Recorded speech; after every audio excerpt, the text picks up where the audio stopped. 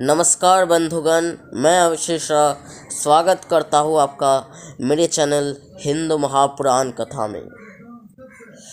तो आज है 8 जनवरी।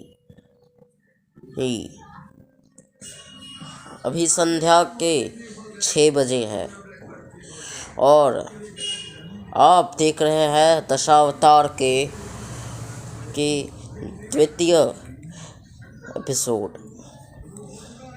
दशावतार का द्वितीय एपिसोड जिसका नाम है मत्स्य अवतार की कथा।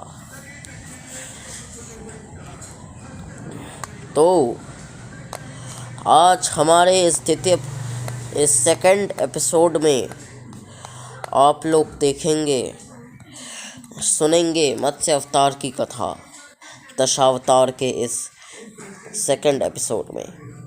तो शुरू करते हैं।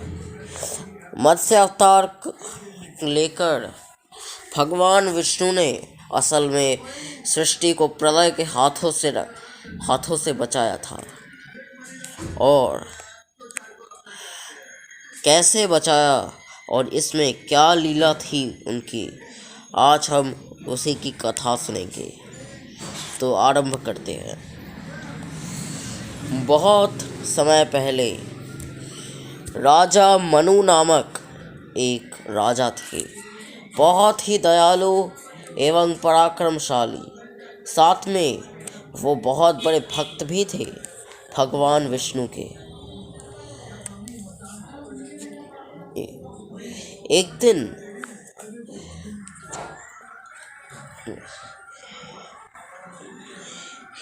दिन वे जब समुद्र में स्नान कर रहे थे,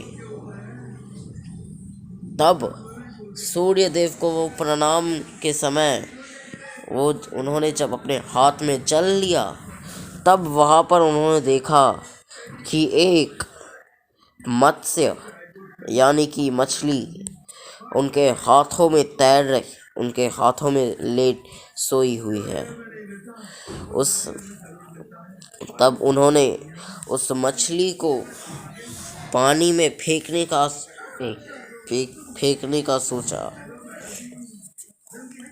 परंतु तभी उस मछली ने कहा कि हे राजन, कृपा करके आप मुझे पानी में ना फेंकें, क्योंकि पानी की बड़ी बड़ी मत्स्य मुझे मार के खा जाएगी, और इसलिए कृपा करके मुझे ना फेंके वापस वहाँ।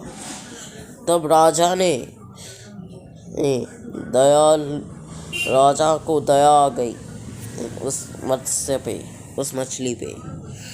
तब उन्होंने उसे जल से भरा एक कमंडलू था उनके पास, और उसमें उन्होंने उसे रख दिया।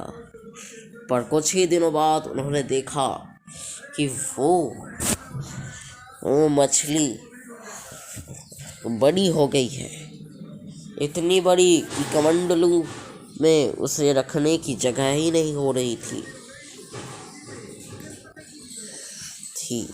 वो कमंडलू के समान बड़ी हो गई थी।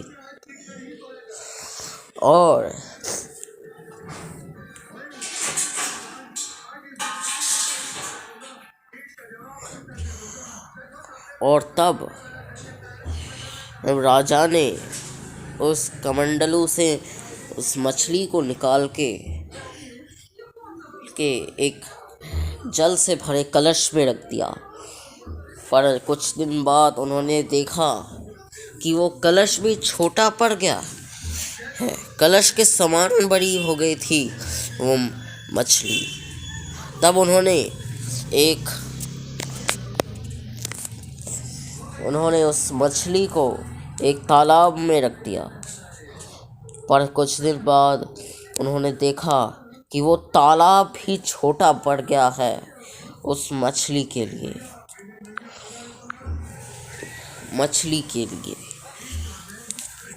इसलिए उन्होंने उसे वापस समुद्र में फेंक दिया। परंतु उन्होंने देखा कि वो मछली बड़ी होती ही जा रही थी। समुद्र भी छोटा पड़ने लगा था उस मछली के लिए। और तब वो समझे कि ये कोई साधारण मछली नहीं है, ये कोई अलौकिक मछली है। तब उन्होंने हाथ जोड़ के उस मछली से कहा कि हे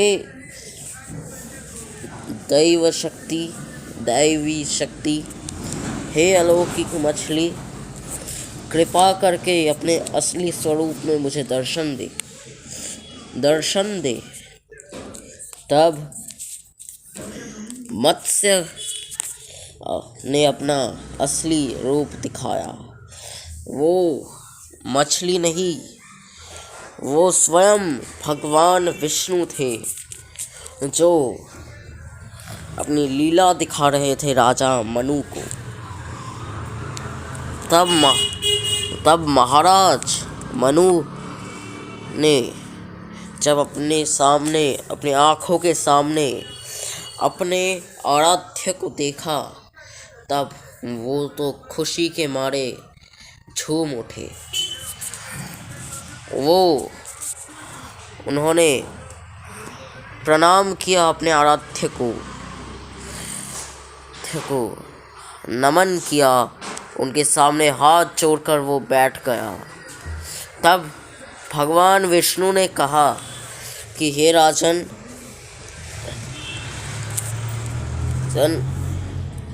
मैं तुम्हें एक बहुत बड़ा दायित्व सौंपने आया हूँ।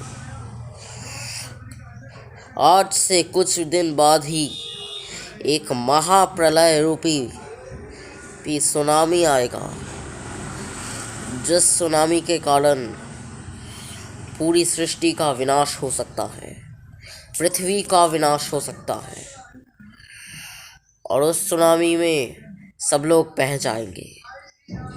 और इसलिए मैं तुम्हें आदेश देता हूँ कि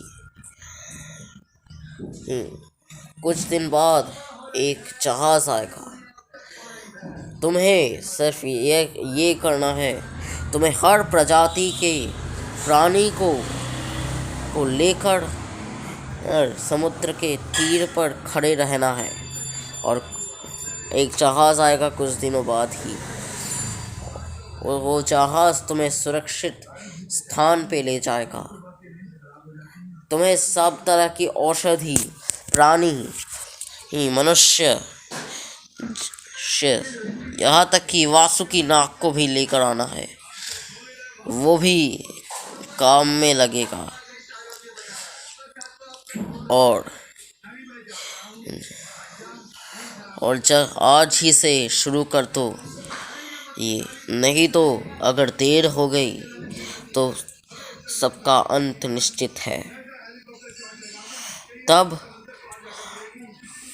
राजा मनु ने कहा, जो आज्ञा प्रभु, मैं आपके कहे अनुसार वो सब करूँगा जो आप कहेंगे। तब राजा मनु ने कुछ दिनों के अंदर ही समस्त प्रजाति के मानव, पशु, पक्षी, यहाँ तक कि वासुकी नाग को भी जड़ी बूटी, औषधि, सब कुछ वो लेकर आए। और कुछ दिनों बाद वो लोग समुद्र के तीर पर खड़े रहे। और तभी उन्होंने देखा कि एक जहाज़ आ रहा है। उस जहाज़ को लेकर आ रहा था एक बड़ी सी मछली। और वो मछली स्वयं भगवान विष्णु ही थे। तब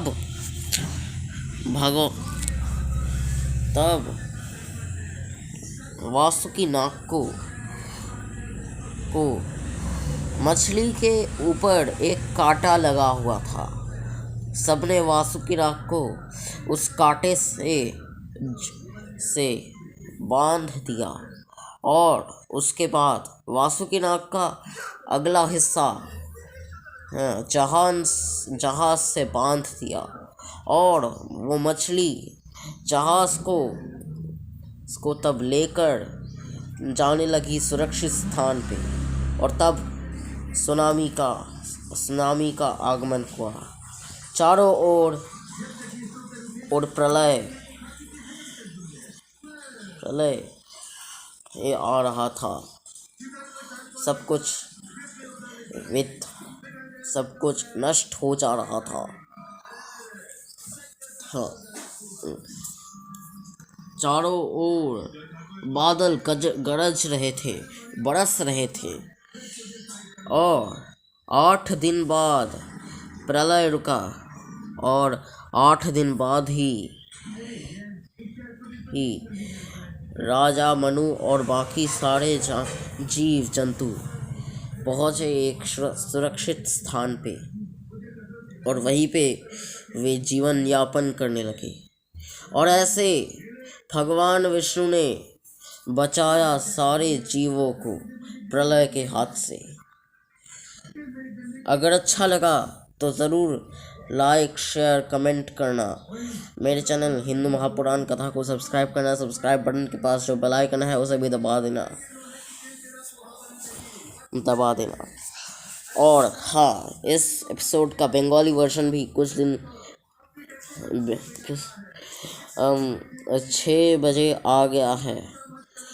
संध्या के 6 बजे आ गया है। बंगाली वर्जन भी इसका देख सकते हैं जाकर, अगर आप बंगाली हैं तो बाय, नमस्कार।